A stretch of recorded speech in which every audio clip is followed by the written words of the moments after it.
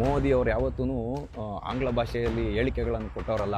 ಆದರೆ ಒಂದು ಸಂದೇಶವನ್ನು ಕೊಡಬೇಕಲ್ಲ, ಅದಕ್ಕೊಂದು ಕ್ಲಾರಿಟಿಯನ್ನು ಕೊಡಬೇಕಲ್ಲ. ಕೊಟ್ಟರು ಮಧುಬನಿಯಿಂದ ಏನಂತ ಕೊಟ್ಟರು ಅಂದರೆ, ಪ್ರತಿಯೊಬ್ಬ ಭಯೋತ್ಪಾದಕನನ್ನು ಹುಡುಕಿ ಪನಿಷ್ ಮಾಡ್ತೀವಿ, ಅವರನ್ನು ಅವರ ಕಲ್ಪನೆಗೂ ಮೀರಿದಂತೆ ಶಿಕ್ಷೆ ಮಾಡ್ತೀವಿ, ಪ್ರತಿಯೊಬ್ಬ ಭಯೋತ್ಪಾದಕನನ್ನು ಮಣ್ಣಲ್ಲಿ ಮಣ್ಣಾಗಿಸೋವರೆಗೂ ನಾನು ನಿದ್ದೆ ಮಾಡಲ್ಲ ಅಂತ ಗಂಡೆದೆಯ ಒಂದು ವಾಕ್ಯವನ್ನು ಉಚ್ಚಾರಣೆ ಮಾಡಿದ್ರು. ಈ ಒಂದು ವಾಕ್ಯ ಇವತ್ತು ಇಡೀ ವಿಶ್ವವನ್ನು ನಿಬ್ಬೆರಗಾಗಿಸಿರೋದು. ಎಲ್ಲ G20 ರಾಷ್ಟ್ರಗಳು ಇವತ್ತು ಪ್ರಧಾನಮಂತ್ರಿ ನರೇಂದ್ರ ಮೋದಿ ಅವರು ಹೇಳಿದಂತಹ ಮಾತಿಗೆ ತಮ್ಮ ಬೆಂಬಲವನ್ನು ವ್ಯಕ್ತಪಡಿಸಿ ಇವತ್ತು ಭಾರತದ ಬೆನ್ನಿಗೆ ನಿಂತು ಈ ಇಸ್ಲಾಮಿಕ್ ಭಯೋತ್ಪಾದಕರು ಮಾಡಿರುವಂಥ ಈ ಕುಕೃತ್ಯವನ್ನು ಮಖದ ಮೇಲೆ ಕ್ಯಾಕರಿಸಿ ಉಗಿಯೋ ರೀತಿಯಲ್ಲಿ ಹೇಳಿಕೆಗಳನ್ನು ಕೊಟ್ಟಿರ್ತಕ್ಕಂಥದ್ದು. ಮುಂಬೈನ ದಾಳಿ ನಡೆದಾಗ ನಮ್ಮ ದೇಶದ ಪರಿಸ್ಥಿತಿ ಯಾವ ರೀತಿಯಾಗಿತ್ತು ಅಂತ ಹೇಳಿದ್ರೆ, ಬಾರಾಕ್ ಒಬಾಮಾ ಅವರು ಒಂದು ಪ್ರಶ್ನೆ ಕೇಳಿರ್ತಾರೆ, ನೀವು ಈ ರೀತಿಯಾದಂಥ ಭಯಾನಕ ದಾಳಿ ಆದಾಗ ನೀವು ಯಾಕೆ ಪ್ರತೀಕಾರವನ್ನು ಮಾಡಲ್ಲ ಪಾಕಿಸ್ತಾನದ ಮೇಲೆ ಅಂದಾಗ ಅಂದಿನ ಪ್ರಧಾನ ಮಂತ್ರಿಗಳು ಒಂದು ಉತ್ತರವನ್ನು ಕೊಟ್ಟಿರ್ತಾರ್ರಿ. ಅದನ್ನು ಕೇಳಿ ನಗಬೇಕು ಆಳ್ಬೇಕು ನಮಗೆ ಗೊತ್ತಾಗ್ಲಿಲ್ಲ. ಯಾಕೆ ಅಂತ ಹೇಳಿದ್ರೆ, ಈ ದೇಶದ ಮುಸಲ್ಮಾನರು ನೊಂದ್ಕೊಂಡ್ಬಿಡ್ತಾರೆ ಅಂತ ಹೇಳುವಂತಹ ಉತ್ತರಗಳು ಪ್ರಧಾನಿಗಳಿಂದ ಬರ್ತಾ ಇತ್ತು. ಹಾಗಾಗಿ ನಮಗೆ ಇವರೆಲ್ಲ ಷಂಡ್ರನ್ ಮಾಡಾಕ್ಬಿಟ್ಟಿದ್ರು. ಅಹಿಂಸಾ ಪರಮೋ ಧರ್ಮ ಅಂತ ಅರ್ಧನೇ ಹೇಳ್ಕೊಟ್ಟು, ಅಲ್ಲ, ಧರ್ಮಹಿಂಸಾ ತಥೈವಚ ಅಂತ ಒಂದು ವಾಕ್ಯ ಇದೆ ಶ್ಲೋಕದಲ್ಲಿ. ಅಂದ್ರೆ ಧರ್ಮಹಿಂಸಾ ತಥೈವಚ ಅಂತ ಹೇಳಿದ್ರೆ ಏನಂತ ಹೇಳಿದ್ರೆ, ಅನ್ಯಾಯ ಅಧರ್ಮ ಮಿತಿ ಮೀರೋದಾಗ, ನಾವು ವಾಸಿಸತಕ್ಕಂಥ ಮಾತೃಭೂಮಿಗೆ ಕಂಟಕ ಎದುರಾದಾಗ, ಯಾವುದೇ ರಾಜ ತಾನು ಆಳ್ವಿಕೆ ನಡೆಸತಕ್ಕಂಥ ಭೌಗೋಳಿಕ ಪ್ರದೇಶದಲ್ಲಿ ಅನ್ಯಾಯ ಅಧರ್ಮಗಳು, ಕುಕೃತ್ಯಗಳು, ಪೈಶಾಚಿಕ ಕೃತ್ಯಗಳು, ಅತ್ಯಾಚಾರಗಳು ಮುನ್ನೆಲೆಗೆ ಬಂದಾಗ ಹಿಂಸೆಯನ್ನು ಕೂಡ ಮಾಡಿ ಅದನ್ನ ಸರಿಪಡಿಸ್ಬೇಕು ಅನ್ನೋದೇ ಈ ಶ್ಲೋಕದ ಅರ್ಥ. ನೀನು ಹೋಗಿ ಮೋದಿಗೆ ಹೇಳು ಅಂದಿದ್ರಲ್ಲ, ಅವ್ರು ಇವತ್ತು ಬೇಡ ಹೇಳೋದು, ಅವ್ರಿಗೆ ಏನಾಗಬೇಕು ಆಗಿದೆಯೋ ಆಗಿದೆ. ನಡುಗಿ ಸಾಯ್ತಾ ಇದೆ ಇವತ್ತು ಪಾಕಿಸ್ತಾನ. ಏನು ಮಾಡ್ತಾರೆ ಅನ್ನೋವಂಥ ನಿರೀಕ್ಷೆನ ಅವರು ಮಾಡೋಕ್ಕಾಗ್ತಾಯಿಲ್ಲ. ಏನು ಮಾಡ್ತಾ ಇದೆ ಭಾರತ ಅನ್ನೋದನ್ನು ಗೆಸ್ ಮಾಡದೇ ಇರೋವಂಥ ಒಂದು ಸಂದಿಗ್ಧ ಪರಿಸ್ಥಿತಿಯಲ್ಲಿ ಇವತ್ತು ಪಾಕಿಸ್ತಾನ ಇರ್ತಕ್ಕಂಥದ್ದು. ಇಡೀ ಜಗತ್ತು ನಿರೀಕ್ಷೆಯಿಂದ ಇಟ್ಕೊಂಡಿತ್ತು. ಪ್ರಧಾನಮಂತ್ರಿಗಳು ಯಾವುದೇ ಒಂದು ಪತ್ರಿಕಾ ಹೇಳಿಕೆ ಕೊಡಲಿಲ್ಲ, ಏನಿರ್ಬೋದು ಇವ್ರ ಮನಸ್ಸಲ್ಲಿ ಅಂತ, ನರೇಂದ್ರ ಮೋದಿ ಏನು ಮಾತಾಡ್ತಾರೆ ಅಂತ ಇಡೀ ವಿಶ್ವ ಕಾಯ್ತಾ ಇತ್ತು. ಅದಕ್ಕೆ ತಕ್ಕಂತೆ ಈ ಸಾರ್ವಜನಿಕ ವೇದಿಕೆಯ ಮುಖಾಂತರ ಮೋದಿ ಅವರು ಹೇಳಿದ್ರು, ಇದು ಕೇವಲ ಹಿಂದೂ ಪ್ರವಾಸಿಗರ ಮೇಲೆ ನಡೆದಂಥ ದಾಳಿ ಅಲ್ಲ, ಇದು ಭಾರತದ ಆತ್ಮದ ಮೇಲೆ ನಡೆದಂಥ ದಾಳಿ ಅಂತ. ಭಾರತದ ಆತ್ಮ ಅಂದರೆ ಯಾವುದು? ಸ್ವಾಮಿ ವಿವೇಕಾನಂದ್ರೆ ಹೇಳುವಂತೆ ಧರ್ಮನೇ, ಆಧ್ಯಾತ್ಮನೇ ಈ ದೇಶದ ಆತ್ಮ. ಅದನ್ನು ಯಾರು ಆಚರಣೆಗೆ ತಗೊಂಡ್ಬರ್ತಾರೋ ಅವರೇ ಹಿಂದೂಗಳು. ಹಂಗಾಗಿ ಈ ದಾಳಿ ನಡೆದಿರ್ತಕ್ಕಂಥದ್ದು ಧರ್ಮದ ಆಧಾರದಲ್ಲೇನೆ. ಭಾರತದ ಆತ್ಮ, ಅಸ್ಮಿತೆ, ಪರಂಪರೆ ಎಲ್ಲವೂ ಅಡಗಿರ್ತಕ್ಕಂಥದ್ದು ಹಿಂದೂ ಧರ್ಮದಲ್ಲೇ ಅಂತ ಹೇಳುವಂತಹ ಮೆಸೇಜನ್ನು ಕೊಟ್ಟಿದ್ದಾರೆ ನರೇಂದ್ರ ಮೋದಿ ಅವರು. ದಂಡಂ ದಶಗುಣಂ ಭವೇತ್ ಅನ್ನೋದು ಕಟ್ಟ ಕಡೆಯ ಅಸ್ತ್ರ ನರೇಂದ್ರ ಮೋದಿ ಅವ್ರಿಗೆ. ಅದಕ್ಕೂ ಮುಂಚೆ ಸಾಮ ದಾನ ಭೇದವನ್ನು ಮಾಡ್ತಾರೆ.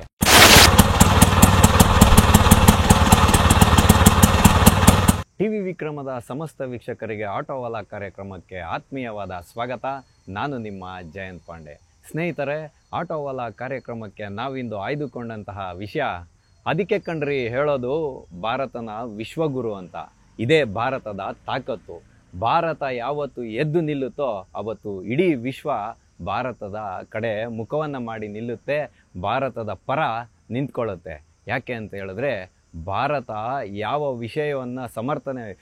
ವಿಷಯದ ವಿರುದ್ಧ ಹೋರಾಟ ಮಾಡುತ್ತೋ ಅದಕ್ಕೆ ಇಡೀ ವಿಶ್ವವೇ ಒಂದು ಸಪೋರ್ಟ್, ಅಂದರೆ ಪರವಾಗಿ ನಿಲ್ಲುತ್ತೆ, ನಮ್ಮ ಪರವಾಗಿ. ಇದೇ ಭಾರತದ ತಾಕತ್ತು. ಯಾಕೆ ಅಂತ ಹೇಳಿದ್ರೆ, ಭಾರತದ ವಿದೇಶಾಂಗ ನೀತಿಗಳು ಮತ್ತು ರಣತಂತ್ರಗಳು ಆ ರೀತಿಯಾಗಿರ್ತವೆ, ರಚಿಸುವಂಥ ವ್ಯೂಹಗಳು ಆ ರೀತಿಯಾಗಿರ್ತವೆ. ಆದರೆ ಕೇಳಿ ಭಾರತದ ಒಂದು ರಾಜಕಾರಣಿಗಳು ಯಾವ ರೀತಿಯಾಗಿರಬೇಕು ಅನ್ನೋದಕ್ಕೆ ಆದರ್ಶವಾಗಿ ನಾವು ಈ ಒಂದು ಪ್ರಕರಣವನ್ನು ನೋಡ್ಬೋದು. ಯಾಕೆ ಅಂತ ಹೇಳ್ತೀನಿ, ಕೇಳಿ ಪ್ರಜಾತಂತ್ರ ವ್ಯವಸ್ಥೆಯಲ್ಲಿ ಎಲ್ಲರನ್ನೂ ನಾವು ಪರಿಗಣನೆಗೆ ತಗೊಂಡು ದೇಶವನ್ನು ಮುನ್ನಡೆಸಬೇಕು, ಸತ್ಯ ಇದೆ. ಆದರೆ ದೇಶದ ಭದ್ರತೆಯ ವಿಚಾರ ಬಂದಾಗ, ದೇಶದ ಒಂದು ಅಭಿವೃದ್ಧಿಗೆ ಕುಂದು ಬಂದಾಗ ನಾವು ಎಂಥ ಒಂದು ನಿರ್ಧಾರವನ್ನು ತಗೊಳಕ್ಕೂ ಕೂಡ ಧೃತಿಗೆಡಬಾರ್ದು ಅನ್ನೋದಕ್ಕೆ ಇವತ್ತು ದೇಶದ ಪ್ರಧಾನಿ ಪಟ್ಟದಲ್ಲಿರತಕ್ಕಂಥ ಸನ್ಮಾನ್ಯ ಗೌರವಾನ್ವಿತ ನರೇಂದ್ರ ಮೋದಿಜಿಯವರು ಕೊಟ್ಟಿರುವಂಥ ಒಂದು ಹೇಳಿಕೆ ಇವತ್ತು ಇಡೀ ವಿಶ್ವವನ್ನೇ ನಿಬ್ಬೆರಗಾಗಿಸಿದೆ.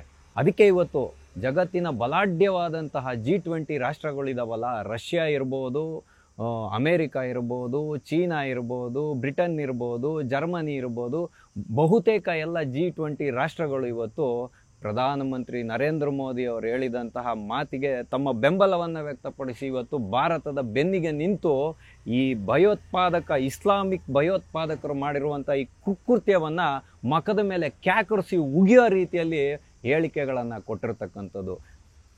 ಅಂದರೆ ಈ ಒಂದು ಕಹಿ ಘಟನೆ ಏನಿದೆ, ಈ ಹೇಹ ಕೃತ್ಯ ಏನಿದೆ, ಈ ಪೈಶಾಚಿಕ ಕೃತ್ಯ ಏನಿದೆ, ನನ್ನನ್ನು ಸೇರಿದಂತೆ ಸಮಸ್ತ ಭಾರತೀಯರ ಒಂದು ಆತ್ಮವಿಶ್ವಾಸವನ್ನು ಕುಂದಿಸುವುದು ಉಂಟು. ಆದರೆ ಇವತ್ತು ಯಾರು ಹಿಂದೂ ಪರಿವಾರಗಳು ಬಲಿಯಾಗಿದ್ದಾರೆ ಇದಕ್ಕೆ, ಅವರೆಲ್ಲರ ಒಂದು ದುಃಖದೊಂದಿಗೆ ನಾವೆಲ್ಲರೂ ಜೊತೆಯಾಗಿ ನಿಲ್ಲಬೇಕು. ಅದರಲ್ಲಿ ಎರಡು ಮಾತಿಲ್ಲ. ಹಾಗಂತೇಳಿ ನಮ್ಮ ಆತ್ಮವಿಶ್ವಾಸವನ್ನು ನಾವು ಕಳ್ಕೊಳ್ಬಾರ್ದು. ಹಾಗಾಗಿನೇ ಇವತ್ತು ನರೇಂದ್ರ ಮೋದಿಯವರು ವಿದೇಶಿ ಪ್ರವಾಸದಲ್ಲಿದ್ದರು. ಈ ಘಟನೆ ನಡೆದಾಗ ತತ್ಕ್ಷಣದಲ್ಲಿ ಅದನ್ನು ಮೊಟಕುಗೊಳಿಸಿ ಭಾರತಕ್ಕೆ ಬಂದು ಯಾವ ರೀತಿಯಾದ ದಿಟ್ಟ ನಿರ್ಧಾರವನ್ನು ತಗೊಂಡಿದ್ದಾರೆ. ಆದರೆ ನಿರ್ಧಾರವನ್ನು ತಗೊಂಡು ಸುಮ್ಮನೆ ಕೂತ್ಕೊಳ್ಳಿಲ್ಲ. ಮೊದಲೆಲ್ಲ ಮಾಡ್ತಾ ಇದ್ದಿದ್ದು ಸರ್ಕಾರಗಳು ಮಾಡಿದ ರೀತಿಯಲ್ಲಿ ಅದನ್ನು ಕಾರ್ಯರೂಪಕ್ಕೆ ತರೋಕ್ಕೂ ಕೂಡ ಪ್ರಯತ್ನವನ್ನು ಮಾಡಿದ್ದಾರೆ.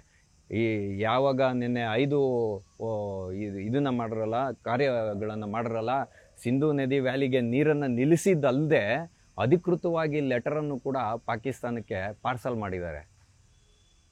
ಹಾಗಾಗಿ ನಾವಿಲ್ಲಿ ನೋಡಬೇಕು, ಪ್ರಧಾನಿ ಪಟ್ಟ ಅಂತ ಹೇಳ್ತಕ್ಕಂಥದ್ದು ಏನೋ ನಾನು ಅಧಿಕಾರಕ್ಕೆ ಬರಬೇಕು, ಒಂದು 5 ವರ್ಷ ಎಂಜಾಯ್ ಮಾಡಿ ಹೋಗಬೇಕು, ಯಾರನ್ನು ಓಲೈಕೆ ಮಾಡಬೇಕು ಅನ್ನೋ ವಿಷಯ ಅಲ್ಲ. ಯಾಕೆ ಅಂತ ಹೇಳಿದ್ರೆ, ಈ ಮುಂಬೈನ ದಾಳಿ ನಡೆದಾಗ ನಮ್ಮ ದೇಶದ ಪರಿಸ್ಥಿತಿ ಯಾವ ರೀತಿಯಾಗಿತ್ತು ಅಂತ ಹೇಳಿದ್ರೆ,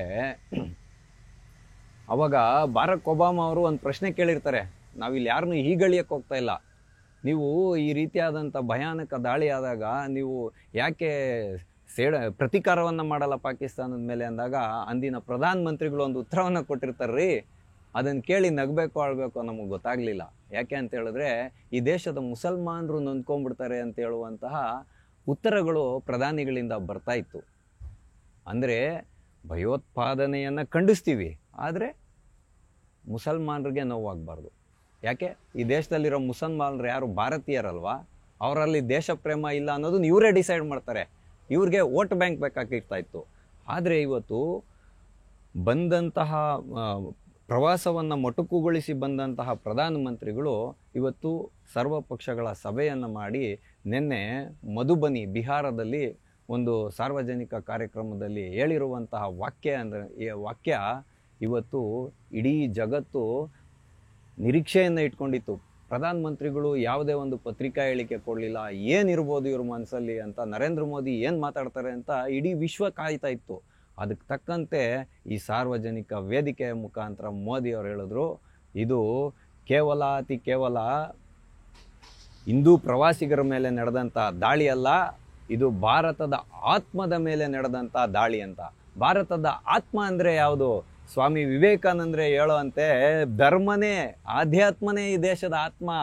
ಅದನ್ನು ಯಾರು ಆಚರಣೆಗೆ ತೊಗೊಂಬರ್ತಾರೋ ಅವರೇ ಹಿಂದೂಗಳು. ಹಂಗಾಗಿ ಈ ದಾಳಿ ನಡೆದಿರ್ತಕ್ಕಂಥದ್ದು ಧರ್ಮದ ಆಧಾರದಲ್ಲೇ ಭಾರತದ ಆತ್ಮ, ಅಸ್ಮಿತೆ, ಪರಂಪರೆ ಎಲ್ಲವೂ ಅಡಗಿರ್ತಕ್ಕಂಥದ್ದು ಹಿಂದೂ ಧರ್ಮದಲ್ಲೇ ಅಂತ ಹೇಳುವಂತಹ ಮೆಸೇಜನ್ನು ಕೊಟ್ಟಿದ್ದಾರೆ ನರೇಂದ್ರ ಮೋದಿಯವರು. ಅದಕ್ಕೋಸ್ಕರನೇ ನೀನು ಹೋಗಿ ಮೋದಿಗೆ ಹೇಳು ಅಂದಿದ್ರಲ್ಲ, ಅವರು ಇವತ್ತು ಬೇಡ ಹೇಳೋದು, ಅವ್ರಿಗೆ ಏನಾಗಬೇಕು ಆಗಿದೆಯೋ ಆಗಿದೆ. ನಡುಗಿ ಸಾಯ್ತಾ ಇದೆ ಇವತ್ತು ಪಾಕಿಸ್ತಾನ. ಏನು ಮಾಡ್ತಾರೆ ಅನ್ನೋವಂಥ ನಿರೀಕ್ಷೆನ ಅವರು ಮಾಡೋಕ್ಕಾಗ್ತಾಯಿಲ್ಲ. ಏನು ಮಾಡ್ತಾ ಇದೆ ಭಾರತ ಅನ್ನೋದನ್ನು ಗೆಸ್ ಮಾಡದೇ ಇರೋವಂತಹ ಒಂದು ಸಂದಿಗ್ಧ ಪರಿಸ್ಥಿತಿಯಲ್ಲಿ ಇವತ್ತು ಪಾಕಿಸ್ತಾನ ಇರ್ತಕ್ಕಂಥದ್ದು. ಸಾರ್ವಜನಿಕ ವೇದಿಕೆಯ ಮೇಲೆ ಮೋದಿಯವರು ಯಾವತ್ತೂ ಆಂಗ್ಲ ಭಾಷೆಯಲ್ಲಿ ಹೇಳಿಕೆಗಳನ್ನು ಕೊಟ್ಟವರಲ್ಲ. ಆದರೆ ಒಂದು ಸಂದೇಶವನ್ನು ಕೊಡಬೇಕಲ್ಲ, ಅದಕ್ಕೊಂದು ಕ್ಲಾರಿಟಿಯನ್ನು ಕೊಡಬೇಕಲ್ಲ. ಕೊಟ್ಟರು ಮಧುಬನಿಯಿಂದ. ಏನಂತ ಕೊಟ್ಟರು ಅಂದರೆ, India will track identity and punish every terrorist. India will pursue them to the ends of the earth. ಪ್ರತಿಯೊಬ್ಬ ಭಯೋತ್ಪಾದಕನನ್ನು ಹುಡುಕಿ ಪನಿಷ್ ಮಾಡ್ತೀವಿ. ಅವರನ್ನು ಅವರ ಕಲ್ಪನೆಗೂ ಮೀರಿದಂತೆ ಶಿಕ್ಷೆ ಮಾಡ್ತೀವಿ.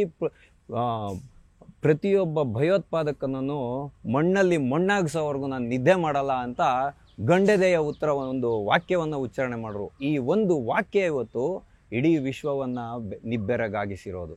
ಇದರಿಂದ ರಾಜತಾಂತ್ರಿಕವಾದಂತಹ ಯಾವುದೇ ಷಡ್ಯಂತ್ರಗಳಿರ್ಬೋದು.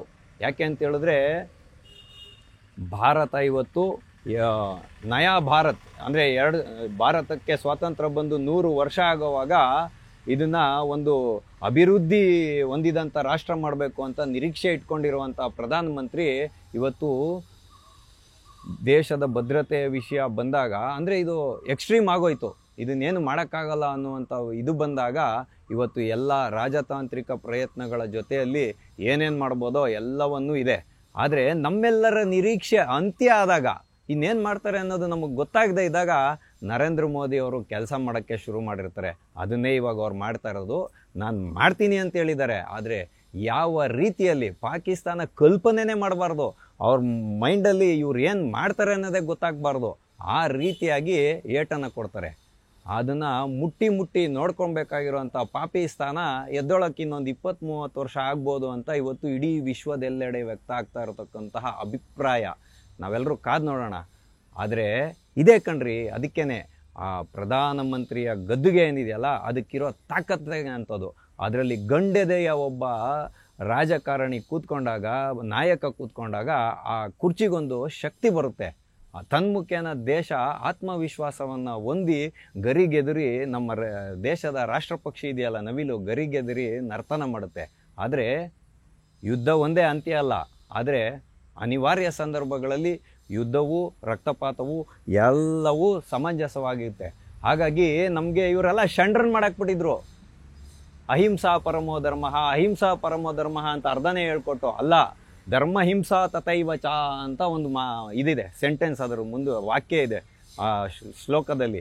ಅಂದರೆ ಧರ್ಮ ಹಿಂಸಾ ತಥೈವ ಚ ಅಂತ ಹೇಳಿದ್ರೆ ಏನಂತ ಹೇಳಿದ್ರೆ, ಅನ್ಯಾಯ ಅಧರ್ಮ ಮಿತಿ ಮೀರೋದಾಗ, ನಾವು ವಾಸಿಸತಕ್ಕಂಥ ಮಾತೃಭೂಮಿಗೆ ಕಂಟಕ ಎದುರಾದಾಗ, ಯಾವುದೇ ರಾಜ ತಾನು ಆಳ್ವಿಕೆ ನಡೆಸ್ತಕ್ಕಂಥ ಭೌಗೋಳಿಕ ಪ್ರದೇಶದಲ್ಲಿ ಅನ್ಯಾಯ ಅಧರ್ಮಗಳು, ಕುಕೃತ್ಯಗಳು, ಪೈಶಾಚಿಕ ಕೃತ್ಯಗಳು, ಅತ್ಯಾಚಾರಗಳು ಮುನ್ನೆಲೆಗೆ ಬಂದಾಗ